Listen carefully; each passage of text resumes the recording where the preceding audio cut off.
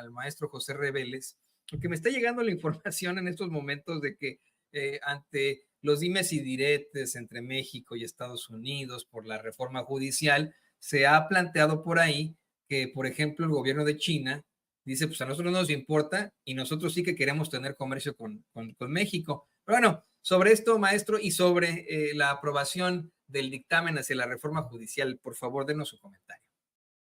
Bien, me parece que este primer paso importante, que era perfectamente esperado, era previsto, la reforma judicial, bien, sin mayores modificaciones, como viene bien planchada, ya está aprobada en principio, ¿no? La Comisión de Puntos Constitucionales le dio una votación a favor y será, como decía Paco Cruz, el primer tema que se aborde en el próximo Congreso, ¿no? Dentro de unos pocos días, ¿no?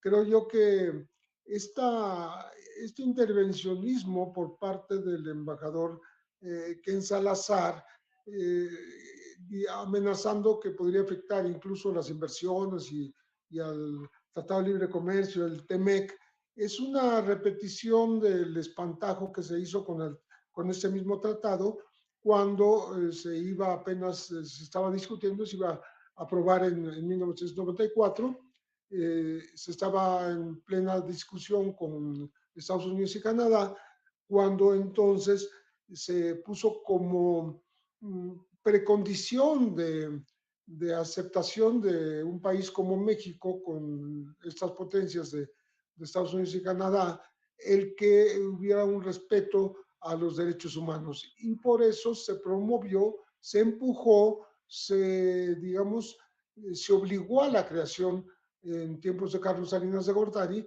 de la Comisión Nacional de los Derechos Humanos. La Comisión Nacional de los Derechos Humanos, más allá de los altibajos que ha tenido en su historia, nació con ese estigma, ¿no? de ser un condicionante para que podamos ser parte de este grupo de 3 países que tienen un tratado de libre comercio, ahora el TEMEC ahora, ¿no? Entonces,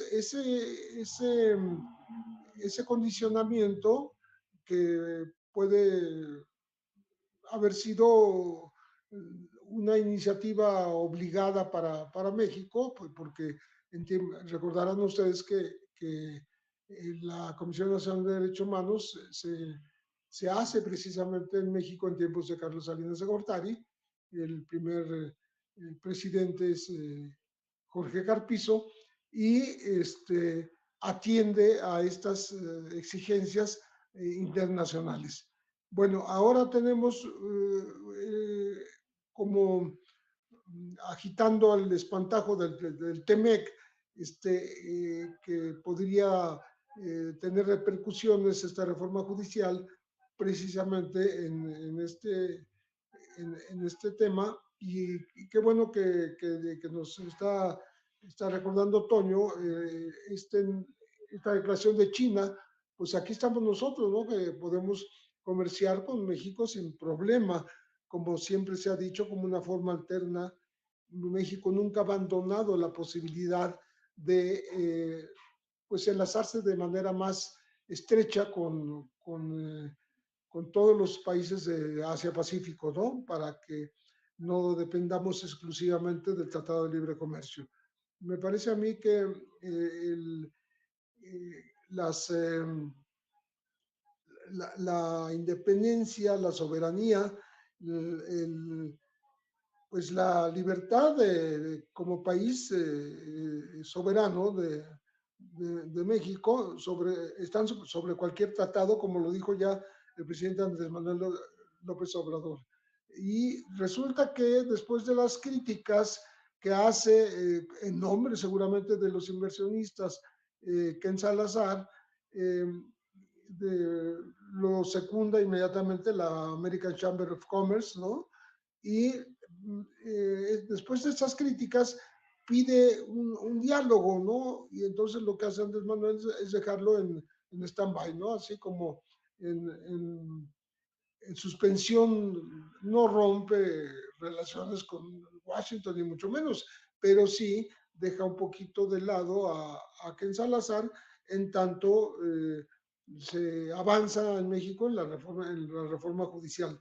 Creo que vale la pena comentar que de última hora se incorporó el tema de los jueces sin rostro, propuesto por la diputada morenista Lidia García Anaya, tomando pues como ejemplo lo que ocurrió en Italia, pero en nuestro continente, tanto en Colombia como en Perú como en Brasil, en donde se utilizaron ese tipo de jueces en temas de alto perfil como el narcotráfico, el terrorismo, el crimen organizado, y que le dan pues una cierta seguridad, una se preserva la seguridad de los propios jueces, pero también se preserva la identidad de los juzgadores para no ponerlos en peligro cuando están pues juzgando justamente a la alta delincuencia, ¿no? Organizada y a la no organizada y en temas muy sensibles. Me parece que el, en los países donde se impuso, hubo críticas que seguramente se verán aquí, de que se violan los derechos humanos de los juzgados en la medida en que no saben quién los está evaluando, quién está analizando su conducta, quién está juzgando lo que hicieron en su momento y de lo que están acusados. Y obviamente se emplea el pretexto de los derechos humanos para no permitir que opere lo de los jueces sin rostro. Es un tema pues viejo en Colombia, en el 91, si no me equivoco, es cuando se puso a partir del decreto 2790 y operó durante mucho tiempo, sobre todo con el tema de los extraditables en aquella época que eran pedidos por Estados Unidos, los grandes capos como Escobar, como los Rodríguez Orejuela y otros, y se mezcló una cosa con la otra. Creo que es interesante analizarlo, ver qué va a pasar en México, si realmente se va a aprobar y de qué manera va a funcionar, cómo se van a escoger estos jueces, eh, cómo, cómo se le... El problema es que de todas maneras, por más allá, por mucho que se proteja la privacidad y la identidad de estos jueces, los delincuentes organizados tienen la capacidad suficiente para saber quiénes son, para saber quién es su familia, dónde viven, cuál es su domicilio, etcétera, y ese es el gran riesgo. ¿Cómo se van a poner los candados para que eso no ocurra? Pues tendremos que verlo en el próximo gobierno, en la próxima legislatura, en las cámaras de diputados y de senadores, porque no vale la pena una reforma de este tamaño, una modificación que no se había hecho en México, ahora dentro de la reforma judicial, para la protección de los jueces.